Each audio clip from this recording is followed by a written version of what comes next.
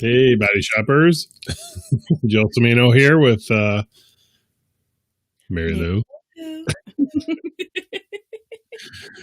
Oh, how is everybody this Hump Day Wednesday? I hope you're doing well. Hope you're having a great week. Um, Still dealing with lots of chaos and goofiness and all that stuff, but I guess that's why we're here to help break up that monotony. Yes. Oh my gosh. So I'm actually kind of excited to talk about tonight's subject. Okay. Only because I think it's one of those things that's really important in general. Mm-hmm. Um, I think I don't know if did I tell you the story about how I came up with this subject. I think we talked about this privately. We Uh, have, yeah. how this subject came up. So I don't know, probably what 2 months ago. It might even been when we were shut down. I think it was an email. It might have been through social media, whatever. So I get a message from um, somebody who I don't think they were even a member, but they were curious to know our opinion Mm-hmm. about when it was appropriate to introduce their new partner, to their kinks. Or I think in this case, they were into BDSM. Um, Maybe I can't remember for sure. That seems familiar. But they were concerned that they had only been dating a short time, and she was worried that if she brought it up too early, that she might scare her partner. Mm-hmm.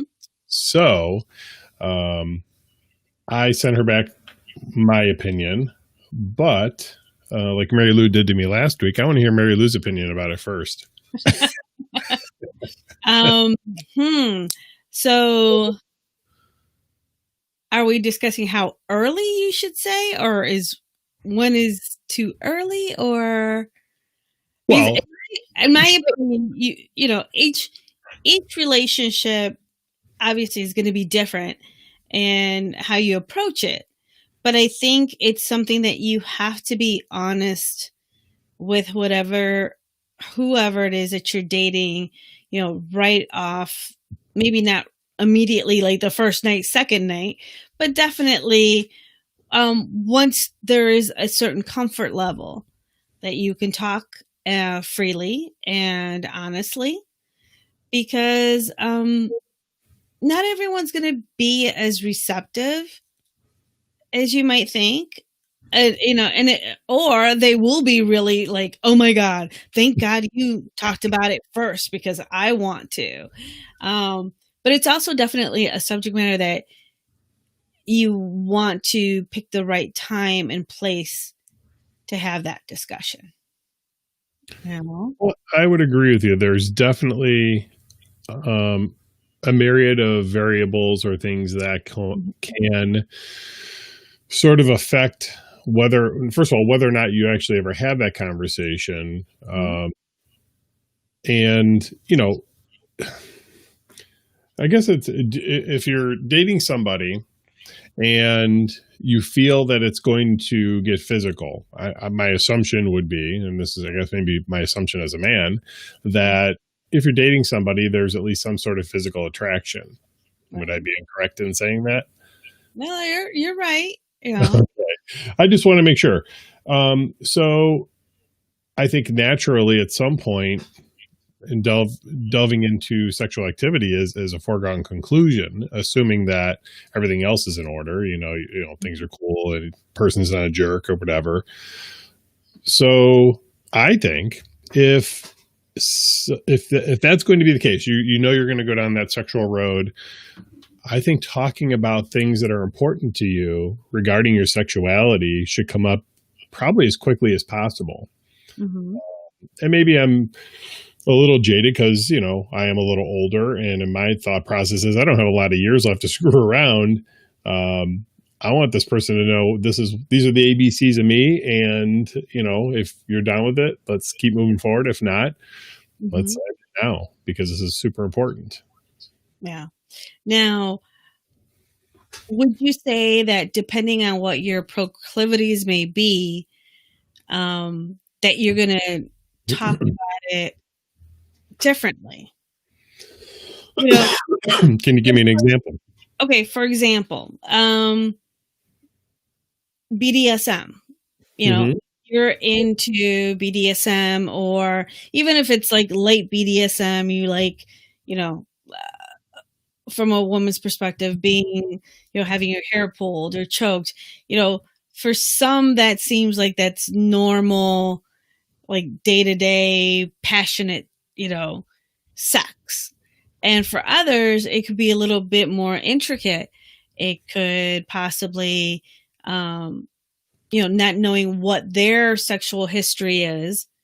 It could be something that is offensive, or, could be I hate using this word, a trigger. Yeah. So I think, if it's like the subject matter of BDSM, you're not going to bring it up in the middle of actually being in the throes of sex, or an activity. Well, well, of You course know? not.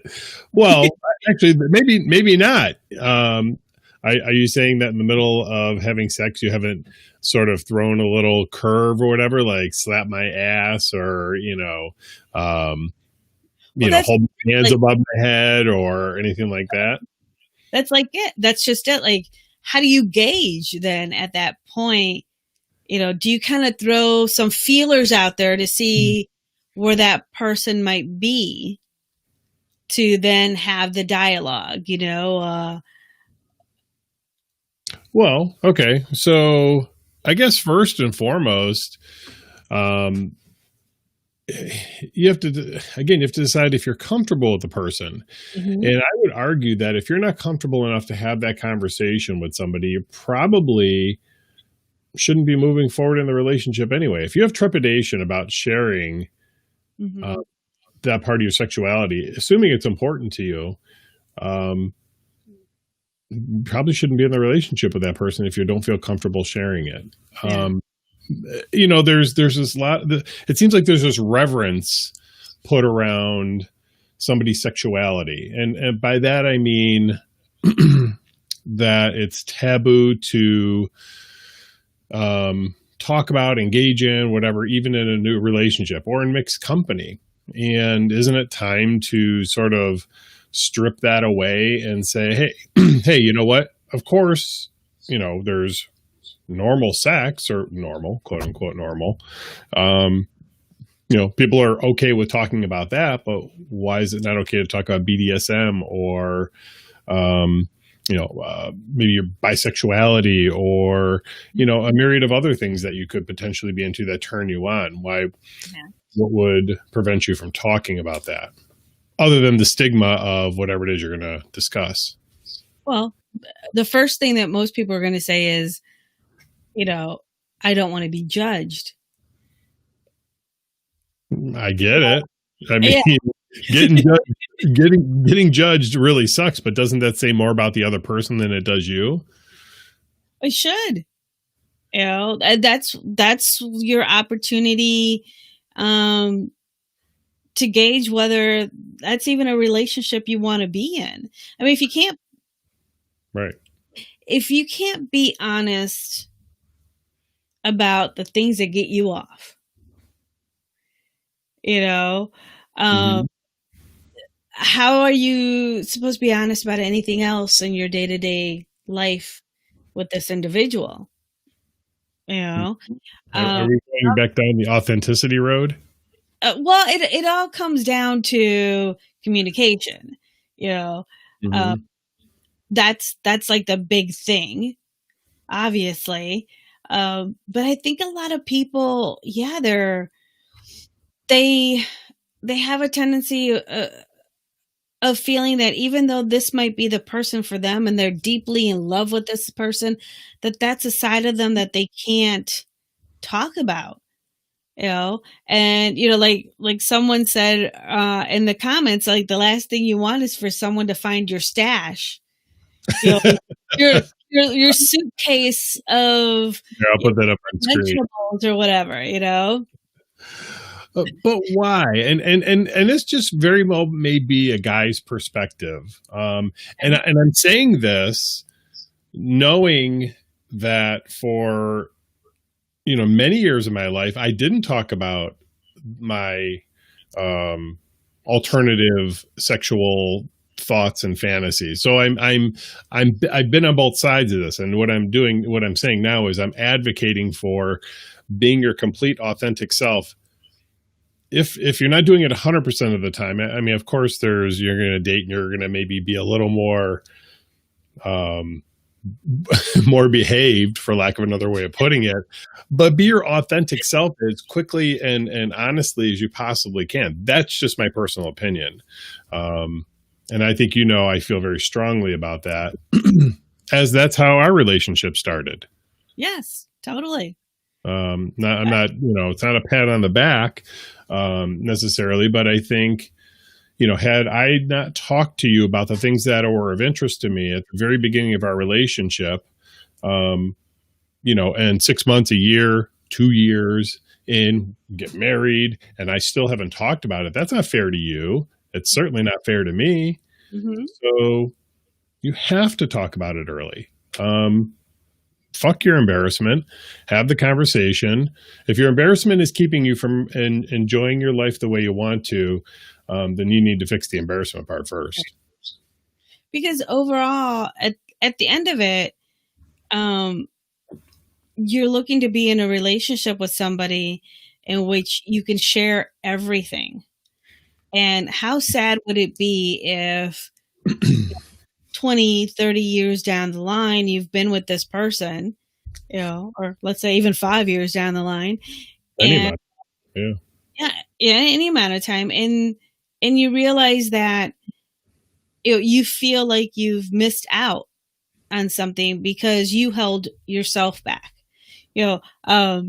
Earlier today, we were talking about how people have a tendency, because of codependent relationships, to shrink themselves down to being what the other person wants or what they think the other person wants. And wouldn't that be the same? If you're not willing to tell your partner what excites you, I've heard of everything and anything, and I don't think anything really is quote unquote, weird. It may not just be your cup of tea, Right. but if it's something that your partner wants to experience, wouldn't you rather have them have that experience with you than, be on the down low later on? Because they have the frustration and they're looking for an outlet, and yet all these years they felt like they couldn't tell you. Yeah, I mean, how terrible is that? How terrible is it that you're in a loving relationship, yet, and it could be both parties, both people in the relationship have secrets that they're keeping from each other for fear of being judged, or worse yet, losing that partner. And I think, and this may be a little cavalier of me to say this, but you're really keeping the relationship under false pretenses, which is not fair. And I'm not going to go so far as to say it's lying, but there are people that would definitely argue that there's lying by omission, right? And not sharing with your partner those things. You're already off to a bad start, in my opinion. Not being judgy. I mean, everyone moves at their own speed. But what are you doing in a relationship that you can't be 100% honest and authentic in? That's my feeling. We've had discussions too about things that we see that play out in the lifestyle, even as something as bisexuality or fluidity as it pertains to males. There's a big taboo still for some reason about uh, male bisexuality Oh, and for sure. Yeah. and you know, I think because of that, uh, a lot of people don't express that. And there's that mindset, which to me is just ridiculous, that uh, just because you might be bisexual or have sexual fluidity, um, does that make you, you know, uh, gay in a loving in a hetero relationship, or like there's just this really weird dynamic in label that people put on it, and I think it's just people wanting to experience those kinks, those fetishes. Right. Well, Yeah. and to that point, having those dialogues up front, again, are super important. And as far as that goes, there are certainly, I have to think there are women out there in a male female hetero relationship. If the guy says, "Oh, you know what, I've got some bi curiosity," or I'm just flat out bisexual, there's not a question in my mind that there are women that are going to freak out about that, thinking, "Well, is my boyfriend, fiance slash husband gay?" You know, um, you know. I mean, so there's that. Well, there's a Again, lot I'll go back to, if the guy's not being authentic in the relationship, you are with a person who, by all rights, shouldn't be with you. Mhm. If that is their position. If they don't want to be with somebody who's bisexual or is into kink or has a foot fetish or BDSM or whatever, you owe it to that person and to yourself, to the relationship, to have that dialogue. It's Right, not fair to hide that. you know, and hide it from yourself if you never talk about it. right. And So I think the thing with having those conversations too is, you want the person that you're entrusting with this information, um, to be open-minded and to be accepting of you. right, But you also have to put yourself in that other person's shoes and understand how it is that they're receiving it and what are the things that are going through their mind. Like, for instance, in that scenario, as a female, you know, there could be so many things that could go through your mind, like you said, well, does that, are they really gay? Am I not good enough from a female perspective? sure. Um, That's why a lot of guys don't like seeing their female partners with other men, because mhm. God forbid you have fun with another guy. What does that say about me? Is my dick not big enough? Does it not work good? Does it not feel good? I mean, that's cut from the same cloth. Right. Uh, you know, But again, you have to be, just as accepting of that person hmm and what their reaction may be at that time. Um, and then be able to talk it out more and discuss it. You could go up to someone in a relationship and be like, hey honey, I just wanted to, have a quick conversation with you. By the way, I like this licked or that done, or high heel at my whatever. I can you mean, be that, wait, can you be that cavalier about any of those, like any subject? I mean, like, hey, honey, before you eat those potatoes, I just wanted you to know I like to have my butthole licked. Will you give me the gravy? Can you have the conversation that cavalier? well, that's just it. Do you have the conversation like you're watching a movie and you see something, and how do you set up having that conversation? Well, I want to back up for a second. So one of the comments Anna put up, they said, I put it right on my dating profile discreetly, and if they pick it up, I know they are into it too. Yes, agreed. I mean, online dating profiles can certainly help with that. But and when you go to places like, okay, like the Body Shop and some other lifestyle sites, like what I'll say are sites that are geared towards alternative sex, you're seeing a lot more authenticity, I think, in a lot of profiles. I mean, there's a lot of profiles that don't have any information, but there's a lot more of people saying, yes, I'm into being tied up and spanked, or I'm bisexual, or I like to sniff armpits, or whatever. I mean, you see a lot of that. But I doubt you see that on Plenty of Fish or Farmers Only or, whatever the other myriad of sites there are that are quote unquote vanilla sites. I'm sorry, you're not going to tell me that all those people on those sites are just into straight, regular vanilla sex. I will tell you that on Tinder, every once in a while you find the one where they're like, hey, I'm a dom, I'm looking for this, or I'm this, looking But is for it that. the norm on Tinder? I'd say maybe like 2 out of 10. Okay. And the swiping will give you, That's 20%. a little bit So more. here's a better question. I'm sorry. Here's a better question.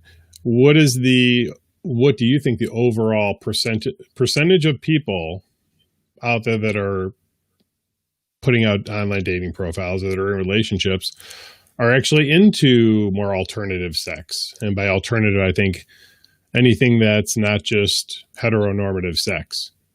Is it 5%? Is it 10%? Is it 50%? Is it 100%? See, I happen to think that there's nothing out there that is normal. You don't think there's anything that's normal? Is that what you said? Yeah, because I think everyone brings something different to the table when it comes to their sexuality. So, like I had a conversation with someone the other day, and for the first time they had someone actually put their hands around their neck and as they were orgasming, using that as kind of like their pivot point to get off. And at first the person's mindset was like, whoa, what? I'm not too sure about this. But as they kind of let it go and just went along with the feeling and the sensation, they realized that they were actually aroused by it.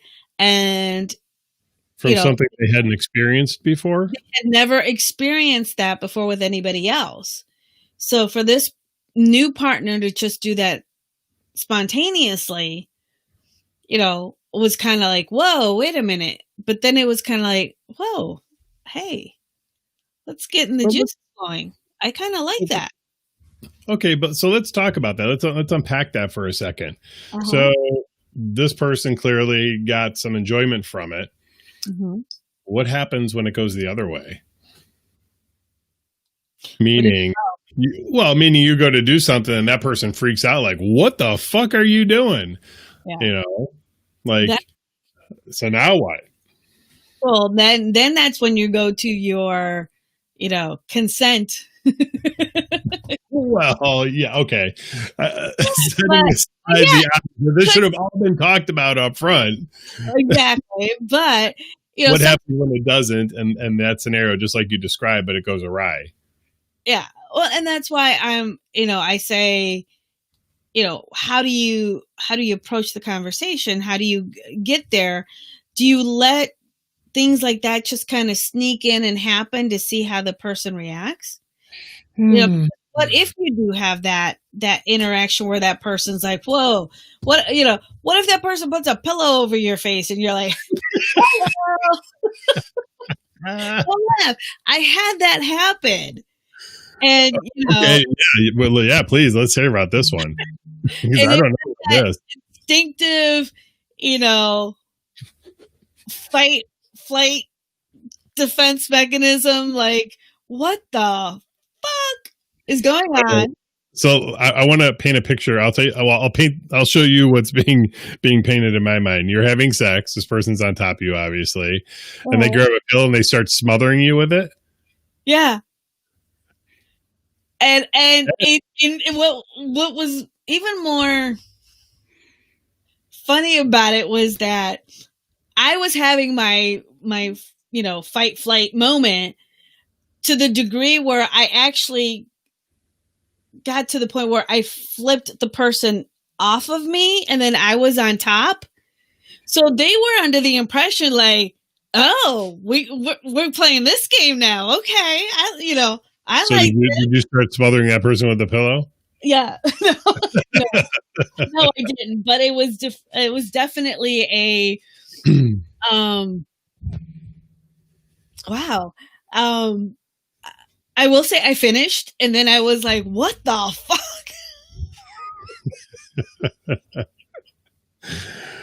Well, so I mean, Bella just brought up a good point. I feel like you got to talk about it first. Even as a sub, I would be terrified if somebody just randomly started choking me. Yeah. I agree. And that's so going back to the original start of this literally came from somebody who was very early in a relationship. I think maybe they had only dated a couple of times, if I remember. And I probably should have went back and looked for the message.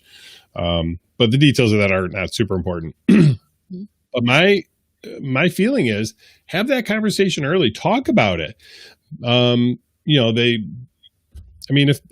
the relationship ends at that point, if that person gets up from the table, if you're having dinner or you're at a movie or whatever, wherever you're at, or they're in the car and you have this conversation, they get up and walk out, good riddance. And I don't mean that disparagingly, but you should be out of that relationship. That's not, that's not a great relationship. To me, that's like getting a relationship and one partner wants to have kids and the other one doesn't. What the fuck are you doing in that relationship? Right. I don't care how great the sex is or how much money they might have or how good looking they are or whatever else it is that attracted to you. That's like a base, this ain't changing sort of thing. And get it right the first time, and maybe a year down the road, it still doesn't work out. Maybe something else is fucked up, but that's a big part of who you are is your sexuality. Right. And I think once you have that conversation, that's, hopefully at the start of that conversation, they're receptive enough to continue the conversation, get more specific details, find out what boundaries there are, and, set them. Right. Or set them because, this person may not even have any idea about what the kink is or the fantasy, the fetish that they need to be educated upon. And sometimes it's like, what? This is what I'm into. I don't know if you're aware of it, the dynamics of it, but, I would like to experience this with you. Maybe, we take some time, do some research,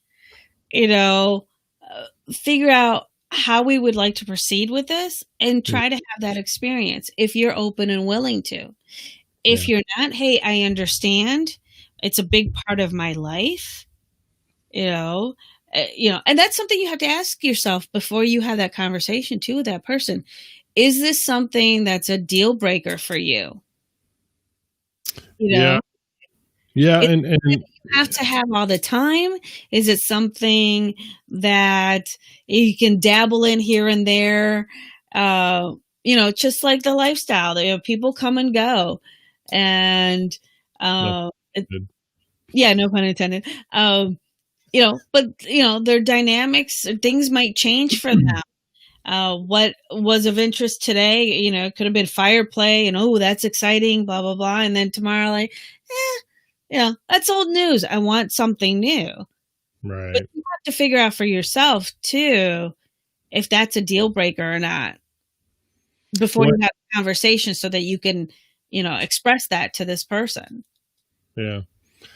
Yeah, I guess it's a matter of, yeah, that's a great point. What becomes the relationship deal breaker? And Bella said here, everyone's got their kinks. Everyone's got their kinks, no matter how small. You just want to make sure your kinks are compatible. Absolutely. Yeah. Uh, but where does that line get drawn? Is it well, obviously it's going to be different for most people. Maybe all of mine is an all or nothing. I want to dabble in all of it, or okay, you're not into doing this, so not the end of the world. Would you be opposed to me getting it from somebody else? You know, maybe if it is a deal breaker, maybe part of the conversation is, well, okay, but I've got a friend who will do this for me, and somebody I've been seeing for quite some time. Are you okay with me continuing that relationship also? Or you're in a long-term relationship and you've never done anything like this before. Maybe it's time to bring somebody else into the mix. Or, are you going to be the one that's like, okay, well, I really am into this person and they're not into my kink. So I'm going to suppress it and, I'm going to go jack off or whatever and watch more, read literature about it and do my own thing. Well, isn't that's cheating yourself out of the full experience, and it's also cheating that person. Listen, I know people personally that have been in and out of the lifestyle multiple times because each time they've gotten into a new relationship, this is the one, and we're not going to be in the lifestyle, or we're not going to do this anymore, or I'm a one partner person and whatever. And then 6 months later, a year later, 2 years later, oh, that relationship didn't last. No shit. I mean, if these were the things that you enjoyed doing, and these are sometimes people that met in the lifestyle. Mm-hmm. It has happened where people met in the lifestyle and then get out of it because they, all of a sudden think they need to have a monogamous relationship. I'm not knocking monogamy at all. What I'm saying is that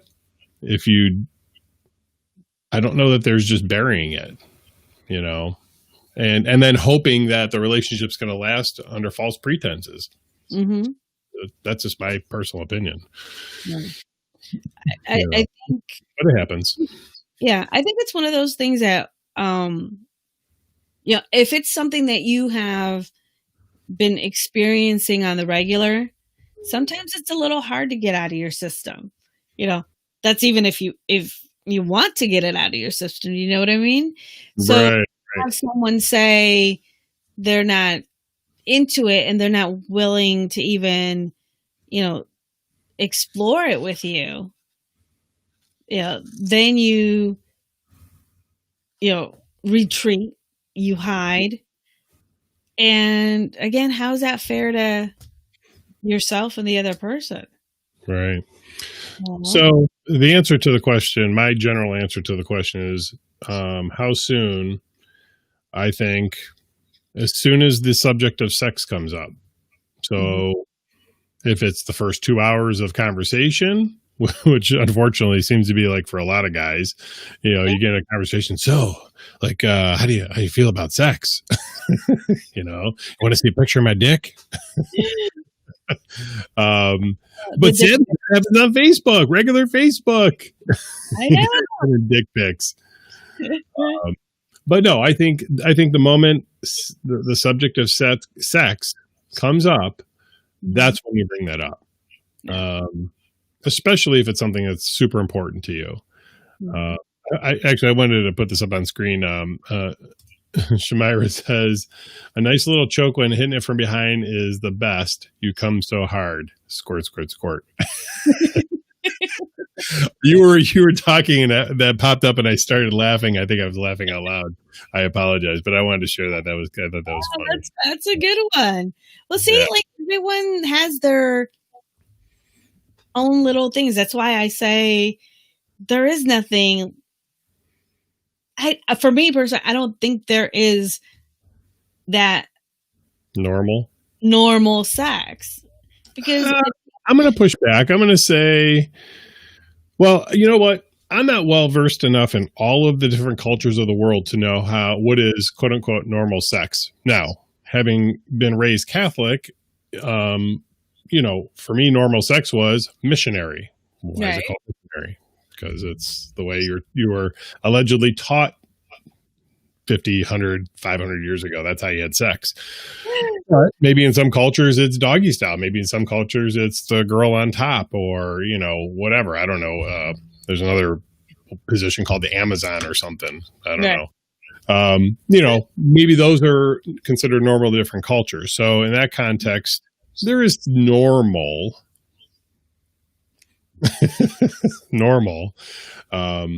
But yeah, I think if you're getting outside of just the normalcy, blowjobs. I mean, blowjobs are oral sex for even some cultures or people as individuals. It's not their thing. Mm-hmm. To me, oral sex is as normal as, taking a sip of the soda.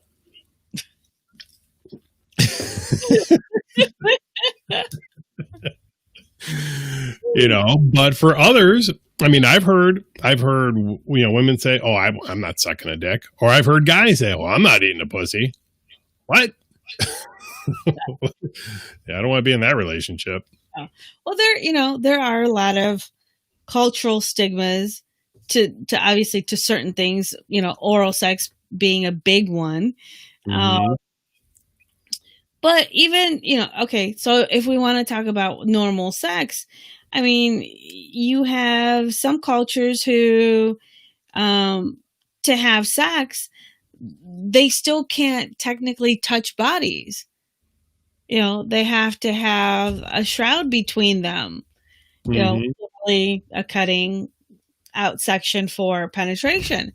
Mm-hmm. There's a lot of things culturally that are out there that, again, for them, it would be normal. That sounds a little kinky to me.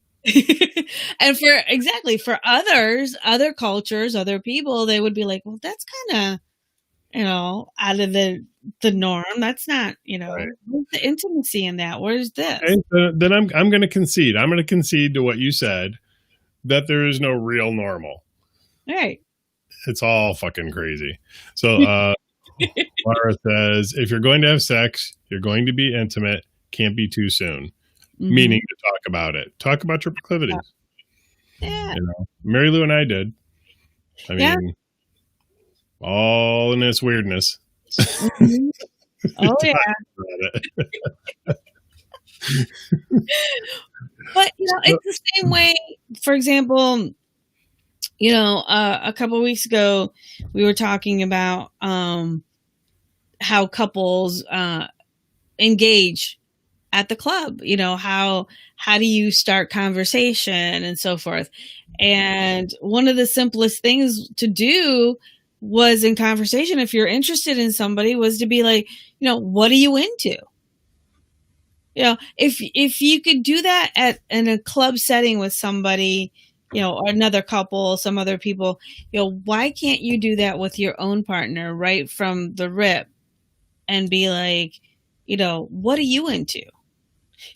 If you genuinely are looking to have a relationship with this person and start a form of intimacy, don't you want to please that person?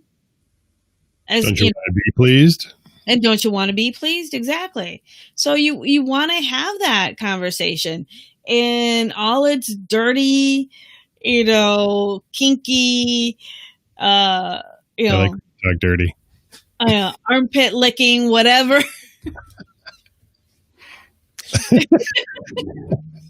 Just checking. Okay, so somebody's watching this later on tonight. We've gone to bed. And they're watching this, and they've been in a relationship for 20 years. And they basically have had vanilla sex. Little doggy here, maybe a slap on the butt once in a while. And, oh my gosh, that's so crazy. But they're watching this, and they've been repressing, or they have found something. Maybe it's not even that they repressed it. they found something recently that intrigues them that is outside the norm.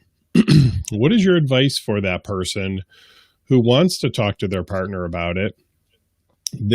Because they realize it's super important to them, or they really, really, really want to try it.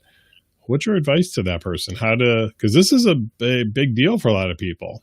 We get these messages from people all the time, or phone calls that they've stumbled upon something, or they were exposed to something, or it's something they've held secret for 20 years. That's a scary thing to bring up to a partner, because what if your partner's answer is no? Well, see, how does that get handled? Yeah, well, the fear of no or rejection. Yeah, the fear of rejection is worse than anything. But again, I think it's something that you have to first work some of those things out within yourself. Know what it is that you're looking for, what your boundaries are, and depending how your relationship is. I mean, if you, let's say, for your example, this is a couple that's been together for a few years. I think most people know what they can and can't say, or how they can say things to their partner. So you have to figure out, maybe. I'm going to push back. Can I push back on that? You can. Not everyone knows everyone.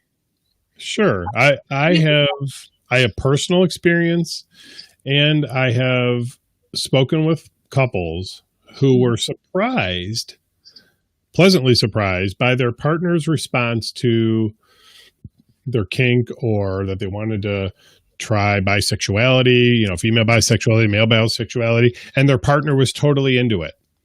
Or they secretly both had kinks, and one or the other brought it up, and lo and behold, they were into it. So I don't think you always know, because I've had this conversation. I have guys that call like, "Oh, my wife would never be into this." How do you know? Did you ever talk about it? Right. Just because your wife might get jealous because you were, or husband, partner, gets jealous because maybe you have an interaction with somebody who they feel threatened by, that doesn't automatically assume that they don't have the same kinks as you. Mm-hmm. I think that's a super common mistake that people make, is thinking that because a partner may be possessive or jealous, doesn't mean that they may not share the same kinks as you. Right. Now, if your kink involves another person, that might present a challenge. It might, yeah. But if you just like, paddles, or you've got a foot fetish or whatever, I think that even though your partner maybe you think you know your partner, I don't know that you really do, until you've had those conversations anyway. Mm-hmm. I like Laura's comment here about the first date. Yeah, I'll put that up on screen. You want to read it? Sure. Laura says here, my first hot date with my hubby involved me trying out my kink on him. After that, he said it wasn't his thing. So we found other things to come together with. Come, C-U-M. I'm curious. I'm always curious. I'm gonna use a Pittsburgh term. I'm a little bit nebby about stuff like that. Like, I kind of want to know what it is. Like, what did she try with him that he wasn't into the first time? I know. Oh, I know. We'll see if Laura puts that up there. Yeah. So listen, if you got kinks and you want to throw them out there, I'm all about being a voyeur and watching you put up your kinks there. So go ahead and start posting, provided it's not illegal. If it is, DM me. But see, that's a perfect example. Okay. First date, there was a moment of, okay, we're going in, we're hitting it off. We're going to have some intimacy, however it may be, and trying out your kink. And it could, for all we know, it could have been, her saying, hey, do you mind if I blindfold you? Hey, would you mind if I do this? And the person just being so in the moment aroused, being like, okay, sure, I'll try Mhm. it. But at least at the end of it, there was open communication and honesty. Hey, not exactly my thing. I'll have to step back on that one. But it doesn't mean that we can't enjoy other things. I'm And in gonna this case, go ahead. no, I was going to say, in this case, that seems to be, the outcome for them. And, being members of the club, they found other things that they have in common, Right. whether it be kink or fetish or, you know, whatever it might be for them. But at least I'm they still waiting to see if Laura puts it up. you're waiting. You're looking at that chat like, oh, what is I do. I keep looking. I'm waiting for it to pop up. It's okay if you don't want to share. I'm really kidding. DM me later.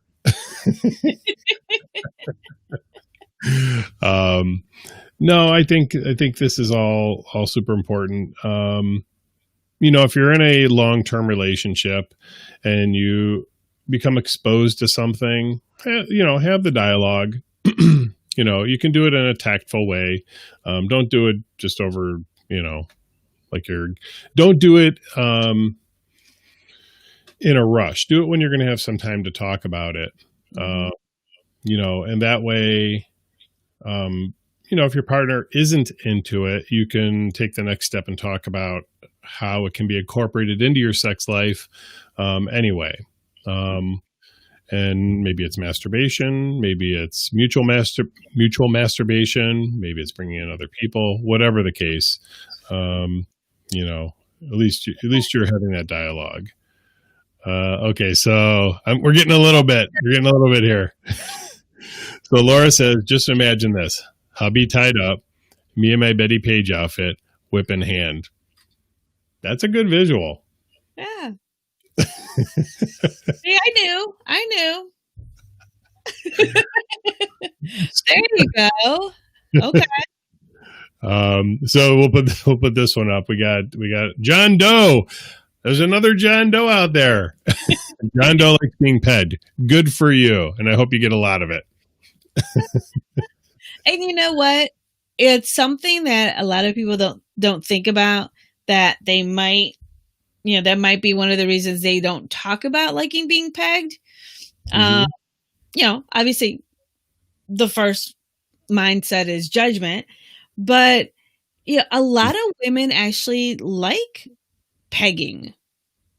It gives them it gives them a different sense of control. Having that dominating personality at that moment. And this is one of my big things when it comes to men and pegging. Men need to educate themselves more about where the male G-spot is. Okay? Because, just like women, when they talk about how there's a different sensation to whether they're having an orgasm by squirting or if they're just having a regular orgasm, they're two totally different sensations. Sure. Two different types of orgasms. And it's the same way for men and pegging.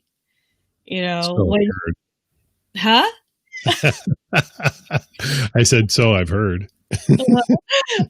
So, don't knock it and don't be scared to try it, because you never know what kind of sensation, what kind of feeling you're going to get from it. And from what I understand, most of the men that I do talk about on the subject matter, they always say that it is for them like this never-ending sensation of orgasming when they're being pegged.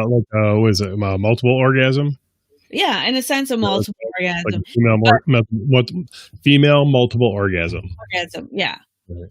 But from a male perspective, you know, Bella says you got to try everything twice. The second time just to make sure.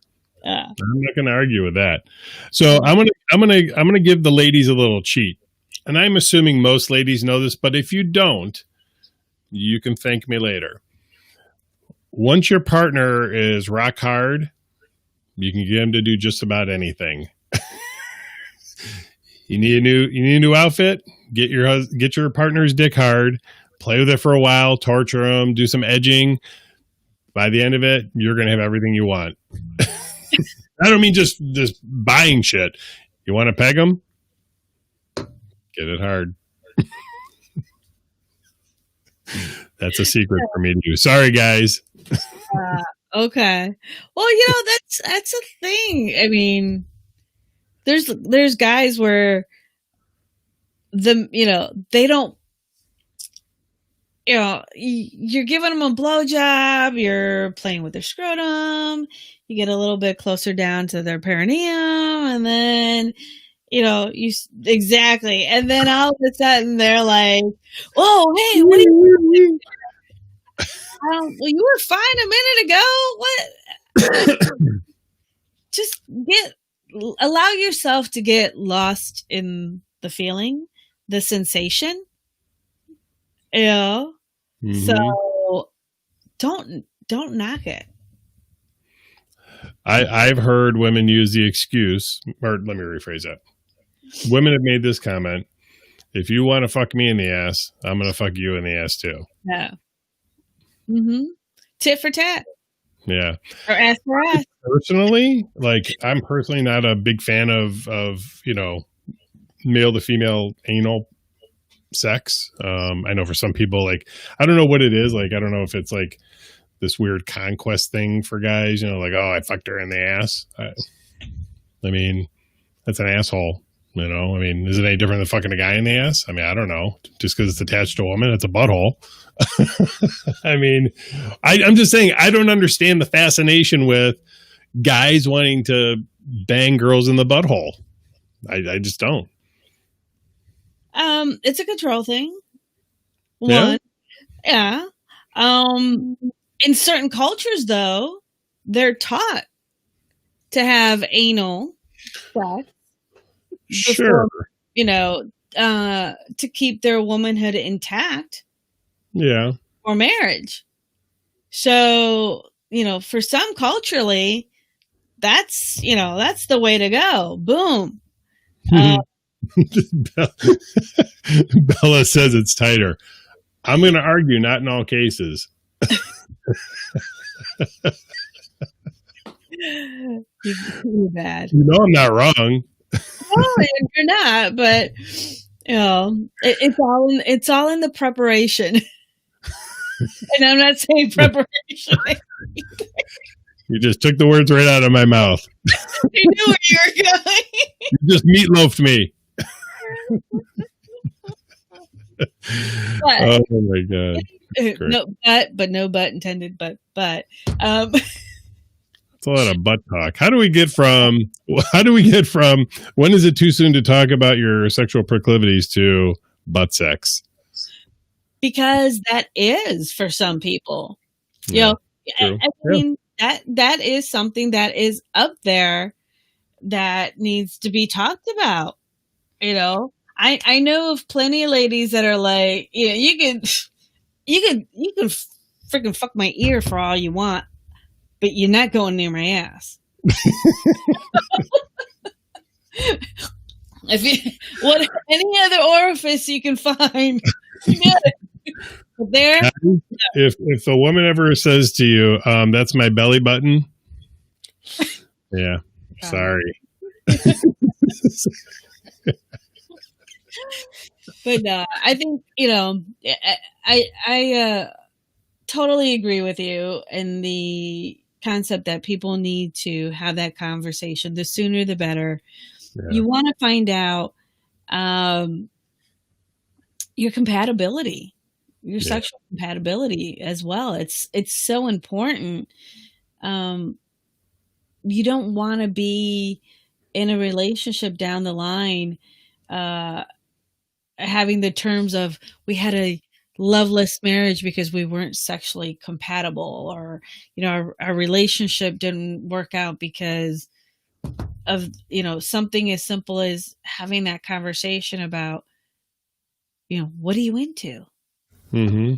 It's so easy, and it's I think for a lot of people, once they have that conversation, if they're in a relationship and they have not had that conversation to this day, once they do, it is such a release to finally be able to say, this is what I like. Yeah. In the same fashion of having the same conversation, and if you have to break it to somebody that I don't like when you do this as well. It goes both ways. You 100%. got communication. That's a great point. Yeah. That's a great point. Yeah. Yeah, I'm sure there's no doubt in my mind that women have put up with terrible sex simply because they just didn't talk to their partner about what they liked or what they didn't like.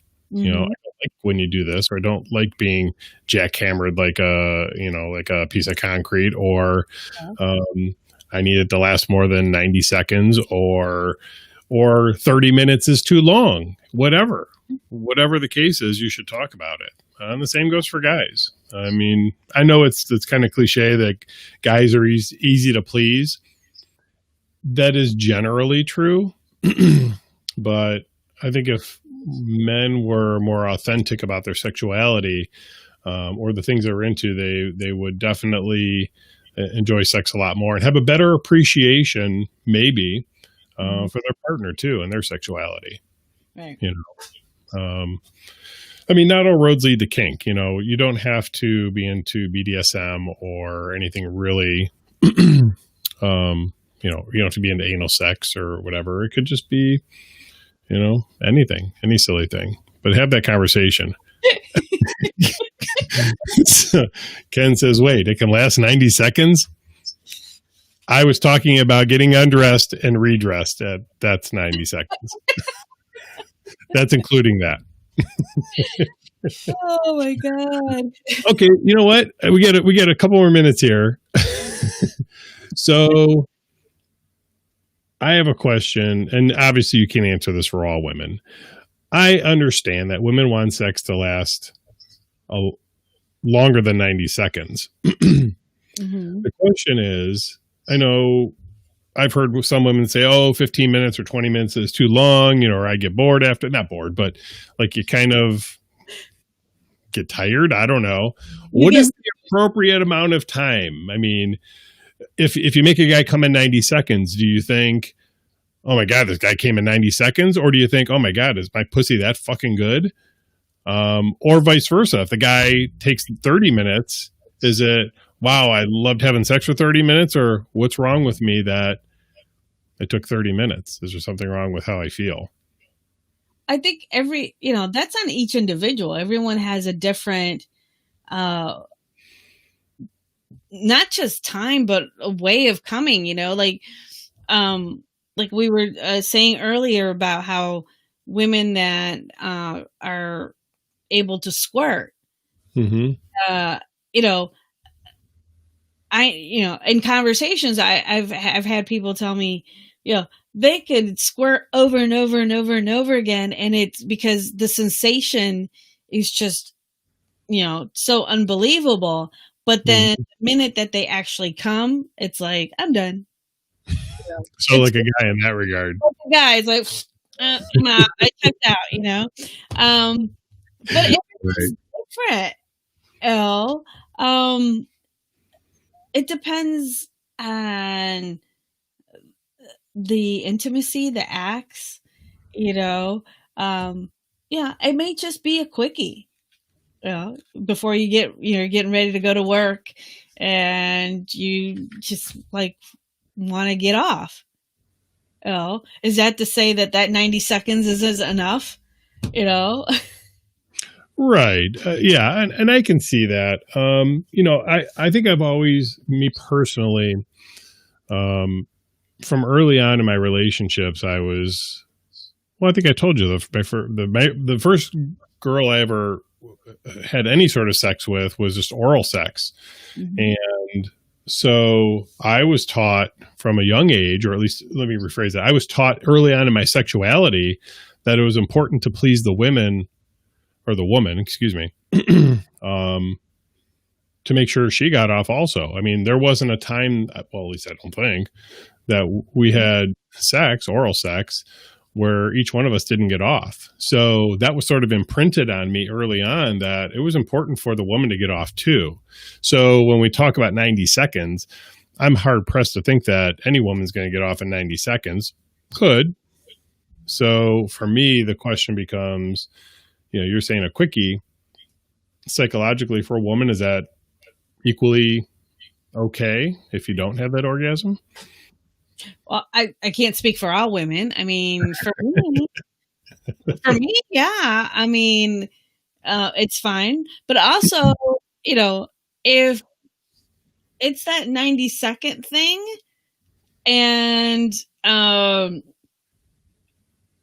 you still feel like you have needs, don't roll over and like, I'm going to sleep, and then let your partner sit there and masturbate or lay there and pull out a I'm feeling vibrator. attacked here. I said I'm feeling attacked here. I know for a fact I have done that. Yeah, but those are episodes where we're not even at a half hour stage. We're past the hour stage, and I feel like I'm going.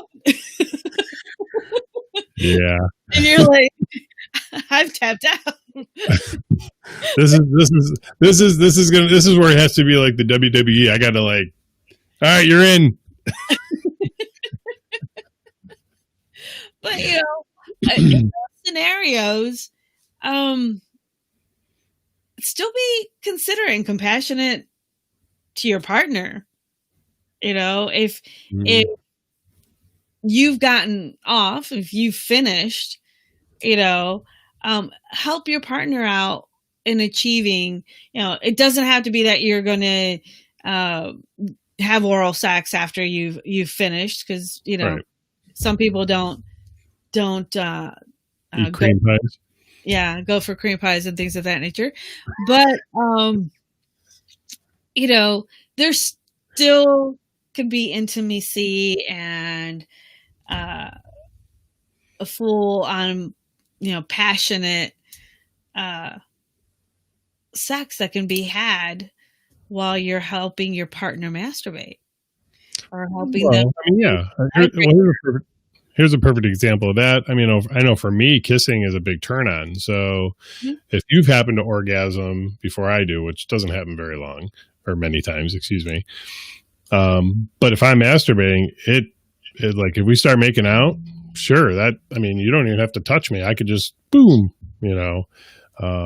so yeah, it can be something like that. You could just be kissing your partner, sucking on nipples, playing with the nipples, playing with the butthole.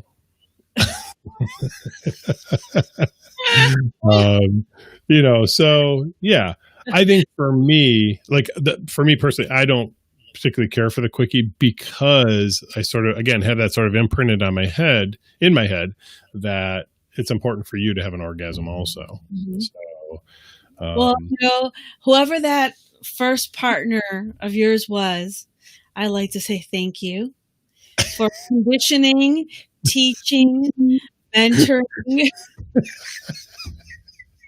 and advising of all the skills that you hold to this day. Okay. Okay.